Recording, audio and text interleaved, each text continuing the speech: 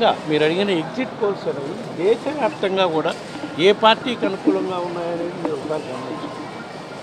ఎందుకంటే దేశవ్యాప్తంగా జరిగింది పార్లమెంట్ ఎన్నికలు, ఒక్క 2 రాష్ట్రాల్లోనే అసెంబ్లీ ఎన్నికలు జరిగాయి. అంటే సిక్కిము, అరుణాచల్ ప్రదేశ్ తప్పిస్తే పెద్ద రాష్ట్రాల్లో ఒరిస్సా, ఆంధ్రప్రదేశ్, ఆ 2 రాష్ట్రాల్లోనే అసెంబ్లీ పోల్స్ జరిగినాయి. కాబట్టి అసెంబ్లీ పోల్స్ మీద ప్రత్యేకంగా ఎగ్జిట్ పోల్స్ నిన్న రిలీజ్ చేసే ఎగ్జిట్ పోల్స్ ఎవరు కూడా కండక్ట్ చేయరు, ఎక్సెప్ట్ మన లోకల్ ఎగ్జిట్ పోల్ కండక్ట్ చేసిన వాళ్ళు తప్పితే. లోకల్గా ఎగ్జిట్ పోల్ కండక్ట్ చేసిన వాళ్ళు ఎట్లాంటి రిజల్ట్ ఇచ్చారో మీరు చూశారు.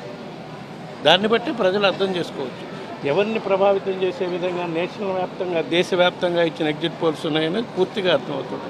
అందువల్ల ఇవన్నీ పట్టించుకోవాల్సిన పని లేదు. తప్పకుండా అదే 36 గంటల్లో ప్రజల తీర్పు మనకు తెలియబోతుంది. తప్పకుండా అందరూ వేచి చూద్దాం. కౌంటింగ్ ప్రక్రియలో అందరూ కూడా పాల్గొంటారు. ఈ వీడియో కానీ మీకు నచ్చినట్లయితే లైక్, కామెంట్, షేర్ చేయండి. మరిన్ని అప్డేట్స్ కోసం సబ్స్క్రైబ్ చేయండి.